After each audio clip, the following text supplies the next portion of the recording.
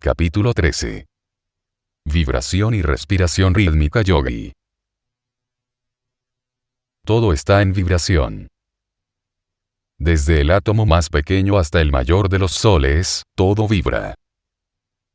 Nada hay en absoluto reposo en la naturaleza, y un átomo privado de vibración destruiría el universo. En incesante vibración es ejecutada la obra universal. La materia es constantemente manipulada por la energía, e innumerables formas y variedades sin número, resultan. Y, sin embargo, ni las formas ni las variedades son permanentes. Principian a cambiar desde el momento que son creadas. De ellas surgen formas innumerables que a su vez cambian también y dan nacimiento a otras nuevas, y así en continua sucesión infinita. Nada es permanente en el mundo de las formas, y, no obstante, la gran realidad es inmutable. Las formas no son más que apariencias, van y vienen, pero la realidad es eterna e invariable. Los átomos del cuerpo humano están en constante vibración, y ocurren, en él, cambios incesantes. En unos pocos meses hay casi un cambio completo de la materia que compone el cuerpo, y apenas, si un átomo de los que ahora forman nuestro cuerpo se encontrará en él dentro de algunos meses. Vibración, constante vibración. Cambio, constante cambio. En toda vibración hay cierto ritmo. El ritmo compenetra el universo. El movimiento de los planetas alrededor del Sol, el ascenso y descenso del mar, el latido del corazón, el flujo y reflujo de las mareas, todo obedece a leyes rítmicas. Los rayos del sol llegan hasta nosotros y la lluvia desciende obedeciendo a la misma ley. Todo crecimiento solo es una manifestación de esta ley. Todo movimiento es una exhibición de la ley del ritmo. Nuestros cuerpos están sujetos a las leyes rítmicas como lo está el planeta en su revolución alrededor del Sol. Gran parte del aspecto esotérico de la ciencia yogi de la respiración, está basada sobre este conocido principio de la naturaleza. Utilizando inteligentemente el ritmo del cuerpo, es como el yogi puede absorber una gran cantidad de prana y producir con ella los resultados que desea. Hablaremos más detenidamente de esto más tarde. El cuerpo que ocupamos es como un pequeño brazo de mar que penetra en la tierra, y aunque solo aparenta obedecer a leyes propias, realmente está subordinado al flujo y reflujo de las mareas del océano. El gran mar de la vida avanza y retrocede, se eleva y desciende. Y nosotros respondemos a su ritmo y vibraciones. En condiciones normales recibimos la vibración y el ritmo del gran océano de la vida, y respondemos a su influjo. Pero cuando la entrada del brazo de mar está obstruida con despojos, nos vemos privados de recibir los impulsos del océano madre, y la discordia se manifiesta en nosotros. Habréis oído de cómo una nota de violín pulsada repetidamente y en ritmo, pondrá en actividad una serie de vibraciones que a su tiempo destruirán un puente. El mismo resultado se produce cuando un regimiento de soldados cruza un puente, y en tales ocasiones se da siempre la orden de romper el paso para evitar que la vibración produzca una catástrofe. Estas manifestaciones del movimiento rítmico darán una idea del efecto de la respiración rítmica sobre el cuerpo. El sistema entero toma las vibraciones y llega a ponerse en armonía con la voluntad, que produce el movimiento rítmico de los pulmones, y mientras dure tan completa armonía, responderá fácilmente a las órdenes de la voluntad. Con el cuerpo así en acorde, el yogi no encuentra dificultad para aumentar la circulación, en cualquier parte del cuerpo, por una orden de la voluntad, o dirigir una corriente mayor de la fuerza nerviosa a cualquier parte u órgano, para estimularlo y fortalecerlo. Y de la misma manera, por la respiración rítmica se pone al unísono, y es capaz de absorber una gran cantidad de prana, que queda a disposición de su voluntad. Puede emplearla, y la emplea, como un vehículo para transmitir pensamientos a otros y atraer hacia él todos aquellos, cuyos pensamientos están en armonía con la misma vibración. Los fenómenos de la telepatía, transmisión del pensamiento, curación mental, mesmerismo, etc., fenómenos conocidos desde siglos por los yogis, pero que recién ahora despiertan un interés intenso en el mundo occidental, pueden hacerse mucho más poderosos si la persona emisora del pensamiento lo hace después de haber respirado rítmicamente. La respiración rítmica aumentará la eficacia de la respiración mental, magnética, etc., en algunos cientos por cientos. En la respiración rítmica lo que principalmente se debe adquirir es la idea mental del ritmo. Para aquellos que conocen algo de música, la idea de la medida de los tiempos es familiar. A los demás, el paso rítmico de los soldados. Izquierda, derecha, izquierda, derecha. 1, 2, 3, 4. 1, 2, 3, 4, les dará la idea. Los yogis basan su tiempo rítmico en una unidad correspondiente al latido de su corazón. El latido del corazón varía en las diferentes personas, pero la unidad del latido de cada persona es lo que servirá de modelo rítmico propio a ese individuo particular en su respiración rítmica. Obsérvese cada uno el latido normal del corazón poniendo los dedos sobre el pulso y, sintiendo, cuente 1, 2, 3, 4, 5, 6, etc., hasta que el ritmo llegue a quedar bien fijo en la mente. Un poco de práctica fijará el ritmo de modo que se pueda reproducir fácilmente. El principiante inhala generalmente en 6 unidades de pulso aproximadamente, pero con la práctica será capaz de aumentar mucho esta cifra. La regla yogi para la respiración rítmica es que las unidades de inhalación y exhalación deben ser las mismas, mientras que las de retención y entre respiraciones deben ser la mitad del número empleado en la inhalación y exhalación. El siguiente ejercicio de respiración rítmica debería ser dominado completamente, pues él forma la base de muchos otros a los cuales se hará referencia más tarde. 1. Sentado, con el busto erguido, en una postura cómoda de manera que el pecho, cuello y cabeza estén tan cerca de la línea recta como sea posible, con los hombros echados atrás y las manos descansando cómodamente sobre las rodillas. En esta posición el peso del cuerpo lo soportan en gran parte las costillas, pudiendo mantenerse la posición cómodamente. El yogi ha observado que no se pueden obtener los mejores efectos de la respiración rítmica, cuando se está con el pecho contraído y el abdomen saliente. 2. Inhalar con lentitud una respiración completa, contando 6 unidades de pulso. 3. Retener contando 3 unidades de pulso. 4. Exhalar lentamente por la nariz, contando 6 unidades de pulso. 5. Contar 3 pulsaciones entre respiraciones. 6. Repetirlo varias veces, pero evitando al principio la fatiga. 7. Antes que se dé por terminado el ejercicio, practíquese la respiración purificadora, que descansará y limpiará los pulmones. Después de un poco de práctica se podrá aumentar la duración de las inhalaciones y exhalaciones, hasta que transcurran 15 unidades de pulso. En este aumento hay que recordar que las unidades para retención y entre respiraciones, deben ser la mitad de las unidades para la inhalación y exhalación. No hay que exagerar el esfuerzo para aumentar la duración de la respiración, pero sí, poner tanta atención como sea posible para adquirir el ritmo, que es más importante que la extensión de la respiración. Practíquese y ensáyese hasta adquirir el compás del movimiento, y sea casi sentido el ritmo de la moción vibratoria a través de todo el cuerpo. Requerirá un poco de práctica y perseverancia, pero la satisfacción que se experimenta por el progreso obtenido, hará fácil la tarea. El yogi es el hombre más paciente y perseverante. Y sus grandes conquistas son debidas, en gran parte, a la posesión de estas cualidades. Capítulo 14. Fenómenos de la respiración psíquica yogi.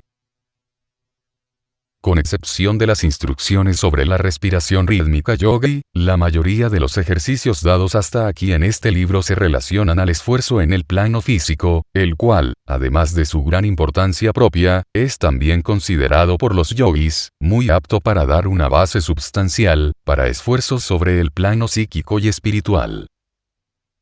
No se debe, sin embargo, descartar la faz física del asunto o juzgarla de poco valor, sino, recordar que es necesario tener un cuerpo sano para poder tener una mente sana, y también, que el cuerpo es templo del alma, la lámpara en la que arde la luz del espíritu.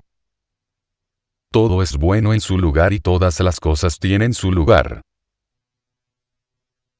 Un hombre completamente desarrollado es aquel que se conoce el cuerpo, la mente y el espíritu y les da el lugar correspondiente.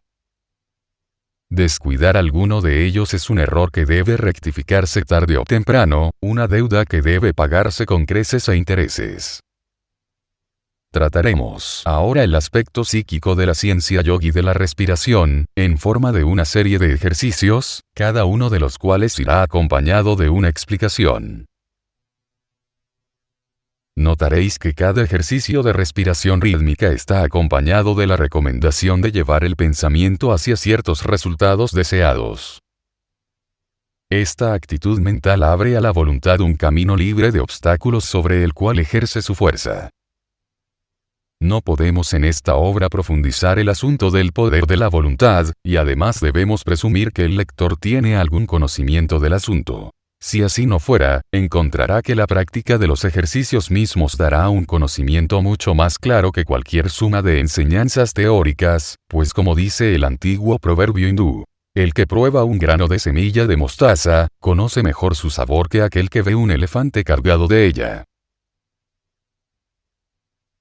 1. Direcciones generales para la respiración psíquica yogi. La base de toda la respiración psíquica yogi es la respiración rítmica yogi, sobre la cual damos instrucciones en el último capítulo. En los ejercicios que siguen, a fin de evitar repeticiones inútiles, diremos, simplemente, respirar rítmicamente, y seguiremos con la instrucción para el ejercicio de la fuerza psíquica o poder de la voluntad, dirigido y operando en conformidad con las vibraciones de la respiración rítmica. Después de un poco de práctica, se notará que no hay necesidad de contar después de la primera respiración rítmica, pues la mente tomará la idea del tiempo y del ritmo y se podrá respirar rítmicamente a placer, casi automáticamente. Esto dejará la mente despejada para la proyección de las vibraciones psíquicas, bajo la dirección de la voluntad. Para direcciones sobre uso de la voluntad, véase el primer ejercicio que sigue. 2. Distribución de prana. Acostado, tendido en el suelo o sobre la cama, sin ninguna tensión muscular, descansando ligeramente las manos sobre el plexo solar, sobre la boca del estómago, donde principian a separarse las costillas, respirar rítmicamente. Después que el ritmo esté completamente establecido, querer que cada inhalación introduzca una cantidad mayor de prana o energía vital del depósito universal, la que será tomada por el sistema nervioso y almacenada en el plexo solar. A cada inhalación, quiérase que el prana o energía vital se distribuya en todo el cuerpo, a cada órgano y parte, a cada músculo, célula y átomo, a los nervios, arterias y venas, desde la superficie de la cabeza hasta la planta de los pies, vigorizando, fortaleciendo y estimulando cada nervio, recargando cada centro nervioso, enviando energía, fuerza y vigor a todo el sistema. Mientras se ejerce la voluntad, procúrese formar una pintura mental de la corriente precipitada de prana, internándose por los pulmones. Luego, instantáneamente, tomada por el plexo solar, para ser enviada con el esfuerzo, por la respiración, a todas las partes del sistema hasta la punta de los dedos de las manos, y hasta la de los pies. No es necesario esforzar la voluntad. La simple orden de lo que se desea producir y la pintura mental de ello es todo lo que se necesita. La orden tranquila con la pintura mental es mucho mejor que el deseo violento, con el cual solo se disipa fuerza sin utilidad. El mencionado ejercicio es de gran utilidad. restaura y vigoriza mucho el sistema nervioso, y produce una sensación de tranquilidad en todo el cuerpo. Es especialmente benéfico en los casos en que uno está cansado, o se siente falto de energía. 3. Calmando el dolor. Acostado o sentado, erguido, respirar rítmicamente, manteniendo el pensamiento de que se está inhalando prana. Luego, al expirar, envíese el prana a la parte dolorida, para restablecer la circulación y la corriente nerviosa. Enseguida inhálese más prana, con el propósito de expulsar la condición penosa, y al exhalar, sosténgase el pensamiento de que se está arrojando el dolor. Alternar los dos mencionados mandatos mentales. Con una exhalación se estimula la parte y con la otra se expulsa el dolor. Obsérvese esto durante 7 respiraciones, practíquese enseguida la respiración purificadora y tómese luego un momento de descanso. Continúese practicando hasta que el alivio se produzca, que no se hará esperar mucho. Se notará que muchas dolencias se calman antes que terminen las 7 respiraciones. Si se coloca la mano sobre la parte afectada, se pueden obtener más rápidos resultados. En este caso, enviar la corriente de prana a lo largo del brazo hasta la parte enferma. 4. Dirigiendo la circulación. Acostado o sentado con el busto erguido, respirar rítmicamente y con las aspiraciones dirigir la circulación hacia la parte que se desee, y que puede estar afectada por una circulación imperfecta. Esto es eficaz en los casos de frío a los pies, y en los de dolor de cabeza. En el primero, enviada la sangre hacia abajo, calienta los pies, y en el segundo alivia el cerebro de una presión excesiva. En el caso de dolor de cabeza, procúrese primero calmar el dolor y después envíese la sangre hacia abajo. Con frecuencia se siente una sensación de calor en las piernas, a medida que la circulación desciende. La circulación está en gran parte bajo el control de la voluntad, y la respiración rítmica facilita la tarea. 5. Autocuración. Acostado, en una condición de abandono, aflojados los músculos, respirar rítmicamente y querer inhalar una buena suma de prana. Luego con la exhalación envíese el prana a la parte afectada, con el propósito de estimularla. Variar la exhalación, ocasionalmente, con la orden mental de que la condición enfermiza desaparezca. Empleense las manos en este ejercicio, pasándolas por el cuerpo hacia abajo, desde la cabeza a la parte enferma. Al usar las manos para la cura propia o de otros, manténganse siempre la imagen mental, de que el prana está fluyendo a lo largo del brazo, y por la punta de los dedos penetra en el cuerpo hasta la parte afectada, curándola. Naturalmente, solo podemos dar direcciones generales en este libro, sin tratar en detalle las varias formas de enfermedad. Pero con un poco de práctica del ejercicio mencionado, ligeramente modificado para adaptarlo a las condiciones del caso ocurrente, producirá sorprendentes resultados.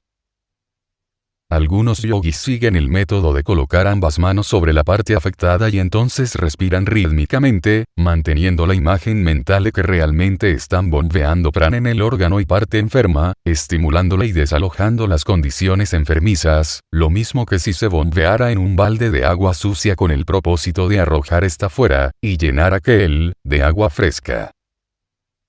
Este método es muy eficaz si la imagen mental de la bomba es mantenida con claridad, representando la inhalación, la elevación de la manija, y la expiración, el bombeo. 6. Curando a otros. No podemos ocuparnos detalladamente en este libro de la cuestión del tratamiento psíquico de las enfermedades por medio de prana, pues esto sería extraño a su propósito, pero podemos suministrar instrucciones claras y simples, con las cuales se estará habilitado para hacer mucho bien, alivianando a otros. El principio esencial que debe recordarse, es que por la respiración rítmica y el pensamiento controlado, se puede absorber una considerable cantidad de prana y transmitirla al mismo tiempo al cuerpo de otra persona, estimulando las partes y órganos debilitados, proveyéndolos de salud y expulsando las condiciones enfermizas.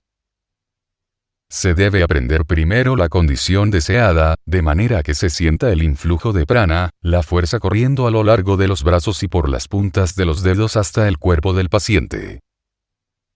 Respirar rítmicamente unas pocas veces, hasta que el ritmo esté perfectamente establecido. Se colocan, entonces, las manos sobre el cuerpo del paciente dejándolas descansar ligeramente sobre la parte afectada. Y siguiendo el proceso de bombear descrito en el ejercicio precedente, autocuración, se llena completamente de prana al paciente hasta que la condición penosa sea expelida. Con pequeños intervalos se debe levantar las manos y sacudir los dedos, como si estuviese arrojando la enfermedad. Es bueno hacer esto ocasionalmente, así como también lavarse las manos después del tratamiento. Sin esta precaución podrían adquirirse vestigios de la enfermedad del paciente. Practíquese también la respiración purificadora varias veces. Mientras se opere, déjese que el prana impregne al paciente en una corriente continua. El operador es simplemente la máquina de bombear que pone en conexión al paciente con la provisión universal de prana, permitiéndole fluir por su intermedio. No hay necesidad de obrar vigorosamente con las manos, sino lo necesario para que el prana llegue libremente a las partes afectadas. La respiración rítmica debe practicarse frecuentemente durante el tratamiento, con el objeto de mantener el ritmo normal y permitir el libre pasaje de prana. Es mejor colocar las manos sobre la piel desnuda, pero cuando esto no es aconsejable, se deben poner sobre los vestidos. El método indicado puede variarse oportunamente por el de golpear suave y blandamente con las puntas de los dedos, ligeramente separados.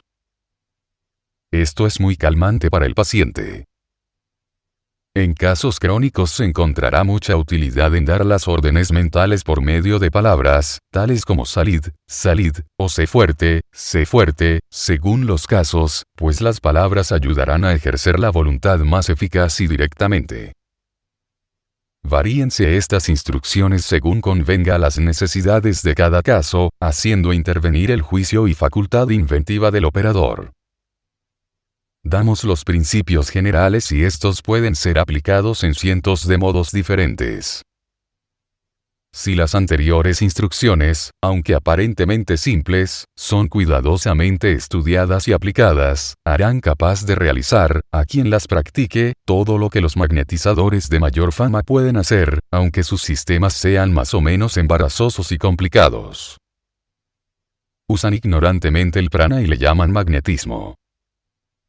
Si ellos combinaran la respiración rítmica con su tratamiento magnético, duplicarían su eficacia. 7. Curación a distancia. El prana coloreado con el pensamiento del emisor, puede proyectarse a personas ausentes que desean recibirlo, efectuándose de este modo la acción curativa. Este es el secreto de la curación a distancia, de la que se ha hablado tanto estos últimos años en el mundo occidental.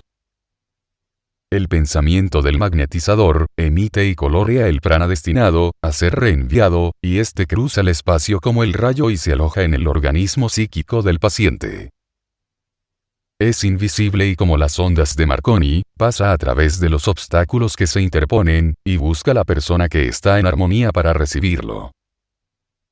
Para tratar personas a distancia, se debe formar una imagen mental de ellas, hasta sentir que se está en rapport, sintonía, con las mismas. Este es un proceso psíquico que depende del poder de formar imágenes mentales poseído por el magnetizador. Puede uno darse cuenta cuando el rapport está establecido, pues este se manifiesta por una sensación de proximidad. Es difícil explicar esto con mayor claridad, pero puede adquirirse con un poco de práctica, y algunos lo consiguen al primer ensayo. Cuando el rapport está establecido, dígase mentalmente al paciente ausente: os estoy enviando una provisión de fuerza vital o poder, que os vigorizará y curará. Entonces, imaginad el prana como saliendo de la mente a cada exhalación de la respiración rítmica, viajando a través del espacio, instantáneamente llegando al paciente y curándolo. No hay necesidad de fijar ciertas horas para el tratamiento, aunque se pueden señalar si se desea. El estado receptivo del paciente, debido a su expectativa en espera de la fuerza psíquica emitida, le pone en condiciones de poder recibir las vibraciones transmitidas en cualquier momento que las envíe el operador. Si se establece horas previamente convenidas, debe colocarse el paciente en actitud de abandono y en estado receptivo. Lo indicado es el gran principio en que está apoyado el tratamiento a distancia, en el mundo occidental. Con un poco de práctica se pueden realizar estas cosas tan bien como los magnetizadores más reputados.